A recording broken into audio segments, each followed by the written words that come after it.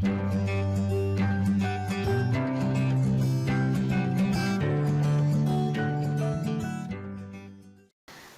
warahmatullahi wabarakatuh. Selamat siang anak-anak. Kita berjumpa lagi sama ibu yang bernama Aidatu Aisyah Almadiah. Baik, pada kali ini kita belajar di kelas 9 bab 12 yang berjudul menyuburkan kebersamaan dengan sikap toleransi dan menghargai perbedaan. Pada pelajaran ini ada 4 poin yang utama. 1. Surat Al-Hujurat ayat 13, yang mana surat itu menceritakan tentang dalam surat itu mengandung sifat toleransi dan menghargai perbedaan. Poin kedua, memahami hukum bacaan waqaf. Poin ketiga, arti tiap kata dalam surat Al-Hujurat atau kosakata. Setiap katanya dalam surat Al-Hujurat itu apa saja artinya. Poin yang keempat, mengamalkan dan membiasakan sikap toleransi dan menghargai perbedaan. Baik, kita lanjutkan pada poin yang pertama, yaitu tentang surat Al-Hujurat ayat 13. Yuk kita baca bersama-sama. A'udzu billahi minasyaitonir rajim. Bismillahirrahmanirrahim. Ya ayyuhan nasu inna khalaqnakum min dzakarin wa untha wa ja'alnakum syu'uban wa qabaila lita'arafu. Inna akramakum indallahi atqakum. Innallaha alimun khabir. Shadaqallahul adzim. Diharapkan anak-anak bisa membacanya ya. Nah, buka lagi di rumah. Itu buka Qur'annya, dibaca. Harus benar tajwid-tajwidnya, hukum bacaannya. Nah, untuk kali ini kita belajar hukum bacaan dalam Al-Qur'an yang dipelajari oleh ilmu tajwid tentang waqaf. Apa itu waqaf? Waqaf artinya berhenti. Jadi ketika membaca Al-Quran, kita jangan seenaknya menggeluyur terus membaca Al-Quran itu. Harus benar berhentinya di mana gitu ya. Makanya ada hukum waqaf gitu ya. Nah, dalam waqaf itu berbeda-beda. Ada waqaf lazim namanya, ada waqaf jaid. Dalam waqaf jaid pun berbeda-beda. Ada jaid kapi, ada jaid tasawi, ada jaid hasan. Nah, itunya. Jadi nggak sembarangan berhentinya itu. Lanjut lagi dalam waqaf ada waqaf mamnu atau waqaf dilarang berhenti. Ada waqaf muraqabah, ada waqaf saktah. Nah, yang kesatu waqaf lazim. Nah, waqaf lazim biasanya diberi tanda di atasnya mim kecil. Apabila kita dalam Al-Quran menemukan yang di atas yang mim kecil, nah itu harus berhenti, disebutnya waqaf lazim. Gak boleh tidak, harus berhenti ya, jangan terus saja menggeluyur meskipun napas kita masih bisa membacanya, masih kuat. Nah, kalau kita menemukan tanda waqaf lazim yang bentuknya mim itu, nah kita harus berhenti di situ. Kedua, waqaf jaid. Nah, kalau waqaf jaid itu boleh berhenti ataupun boleh meneruskannya. Kata tadi, dalam waqaf jaid itu ada 3. Ada jaid kapi, ada jaid sawi, ada jaid hasan. Kalau jaid kapi, tandanya itu kayak qaf, lam, iya ya. Biasanya qaf, lam, iya. Nah, kalau kita menemukan tanda waqaf yang di atas yang kecil itu qaf, lam, iya. Nah, itu disebut jaid kapi. Bagaimana cara membacanya? Nah, cara membacanya kalau ketika kita menemukan waqaf jaid kapi, kita boleh berhenti di situ. Tapi ya boleh berhenti di situ. Gimana kalau mau meneruskan? Nggak apa-apa juga, meneruskan bisa saja meneruskan. Kalau kita misalkan sudah tidak kuat, nah boleh berhenti di situ. Kedua, ada jaid sawi. Gimana jaid sawi? Kalau jaid sawi itu sama lah, hampir sama, boleh berhenti di situ. Kalau jaid hasan boleh berhenti, tapi lebih baik dilanjutkan bacaannya. Kalau jahit sawi perbedaannya, kalau jahit sawi itu gak ada yang lebih utama dan gak ada yang gak lebih utama. Misalkan tadi kan jahit kapi, kalau jahit kapi lebih baik berhenti. Kalau jahit sawi baik berhenti ataupun dilanjutkan sama saja. Kalau jahit hasan lebih baik dilanjutkan. Paham ya semuanya? Lanjut lagi ada wakof mamnu. Kalau wakof mamnu itu diberi tanda dengan lam. Oh tadi lupa ya, jahit sawi itu tandanya bagaimana? Kalau jahit sawi tandanya jim ya, huruf jim. Kalau jahit hasan tandanya kayak tulisan shola itu, sod, lam dan alif gitu. Nah, sekarang wakof mamnu. Kalau wakof mamnu itu tandanya lam alif ya, lam alif. Gimana cara membacanya ketika kita menemukan wakof mamnu? Nah, kalau kita menemukan wakof mamnu, tidak boleh berhenti di situ. Harus lanjut saja membaca.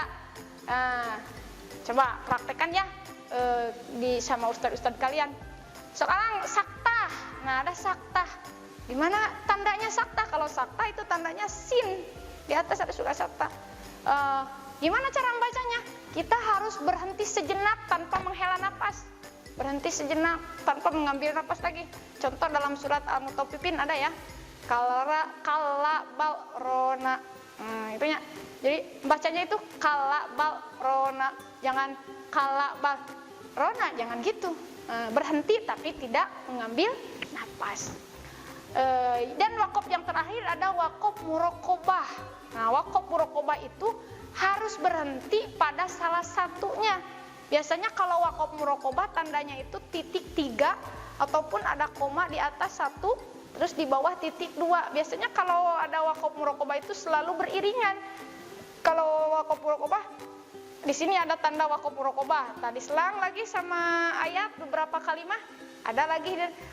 Kalau menemukan yang seperti itu, kita harus memilih mau di mana berhentinya, apakah mau di tanda yang pertama ataupun di yang terakhir. Boleh itu ya, berhenti di salah satu tanda wakof tersebut. Nah, kita dilanjutkan dengan mengartikan kosakata surat yang tadi, surat Al-Hujurat ayat ke-13. Jadi ini poin yang ketiga, Pak. Nah, yuk kita artikan satu persatu kata-katanya. Nah, ikuti ya. Ya ayyuha wahai annasu manusa, inna sesungguhnya inna itu ya. Kholaqnakum kami telah menciptakan kamu. Min itu dari, dakarin seorang laki-laki, wa unsa dan seorang perempuan. Wa kholaqnakum dan telah kami menjadikan kepadamu sekalian su'uban berbangsa-bangsa, wa qobailan dan bersuku-suku, lita'arofu supaya saling kenal mengenal, inna sesungguhnya akromakum yang paling mulia di antara kamu, inda di sisi Allahi Allah, atqakum ialah orang yang paling takwa. Nah, kita menemukan lagi di bawahnya ada inna. Apa tadi kata inna artinya? Sesungguhnya ya, sesungguhnya. Innallaha, sesungguhnya Allah. Alimun itu yang maha mengetahui, khobirun lagi yang maha teliti. Nah, itu arti antara satu kata per katanya. Harus bisa ya kalian ya mengartikannya, itu mufradat bahasa Arab ya.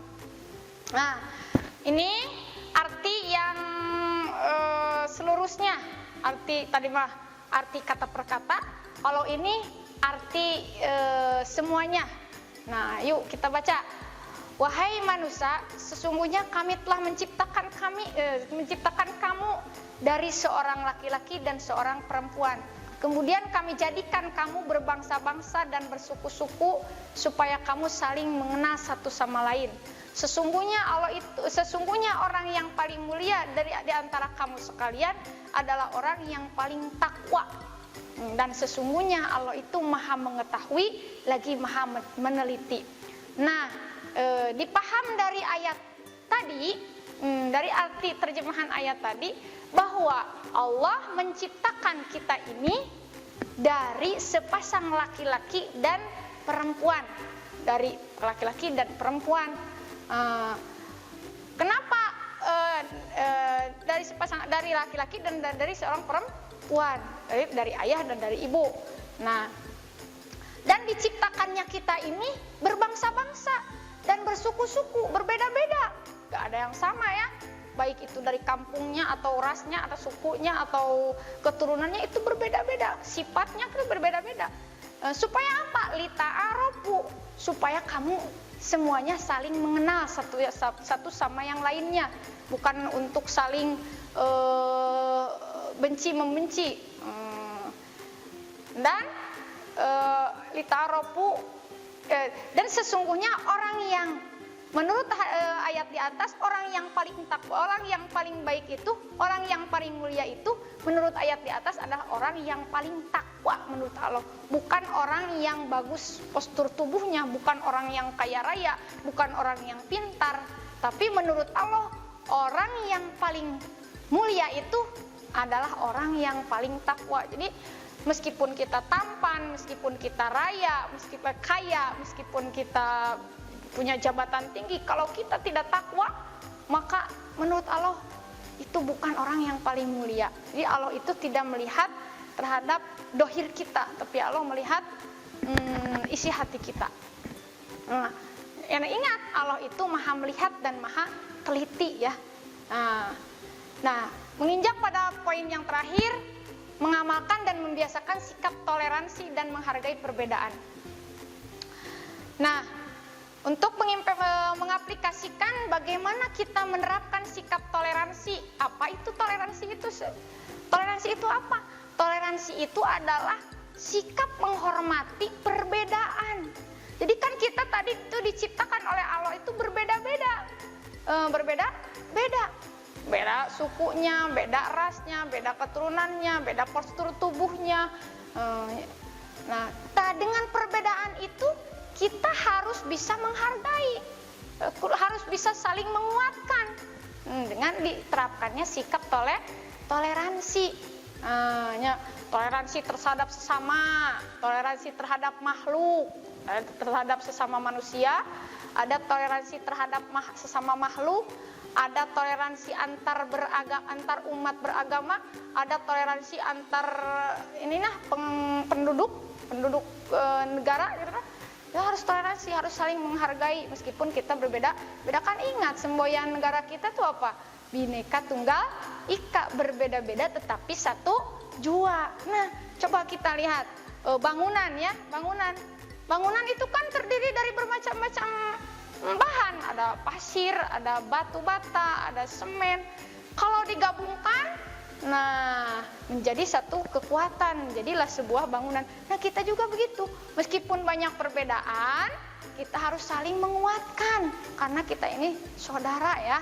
Jangan malah saling mengejek, malah nantinya akan menimbulkan perpecahan kalau kita tidak saling menghargai, tidak toleransi. Nah, di antara untuk supaya biasa kita menerapkan sikap toleransi itu mencintai Al-Quran. Ayo, cintai Al-Quran, dibaca Al-Quran. Insya Allah kalau kita mencintai terhadap Al-Quran, insya Allah gimana caranya mencintai Al-Quran?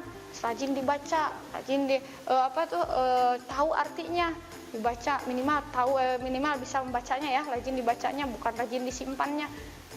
Insya Allah kalau kita rajin membaca Al-Quran, hati kita akan lembut, akan kalau bahasa Sunda mah lulus lah, tentunya bakal mudah menerima nasihat, sehingga hati kita ini bakal menerima kekurangan orang lain, tidak mudah marah gitu kan. Itu kan mempermudah kita menerapkan sikap toleransi. 2, menjadi anak yang toleran. Nah, gimana cara menjadi anak yang toleran? Nah, itu tadi, banyak membaca Al-Quran dan membiasakan menghargai orang lain ya. Jangan, kalau misalkan ada orang yang kurang mampu, jangan diejeknya, jangan dihina. Kalau ada orang yang misalkan postur tubuhnya kecil, jangan malah kita harus toleransi. Misalkan toleransi di lingkungan ya, misalkan ada orang yang lagi sakit, kita harus toleransi, harus menghargai bahwa di tetangga kita itu ada yang sakit. Gimana caranya? Kita tidak boleh berteriak-teriak, bergaduh di rumah, membunyikan handphone atau TV itu keras-keras. Kasihan itu yang lagi sakit, kita harus toleransi ya. Nah, banyak lagi lah contoh-contohnya. Nah, itu. Nah, mungkin dari Ibu dicukupkan sekian. Mudah-mudahan semuanya dapat memahami apa-apa yang telah disampaikannya. Assalamualaikum warahmatullahi wabarakatuh. Kunjungi sosial media lainnya seperti website kami di pkbmalfata.com, Facebook PKB Malfata Mananjaya, Instagram PKB Malfata _official. Dan terima kasih telah klik video ini. Jangan lupa like, comment, share, and subscribe untuk menunjukkan dukungan kamu terhadap channel ini. Enjoy the video PKB Malfata.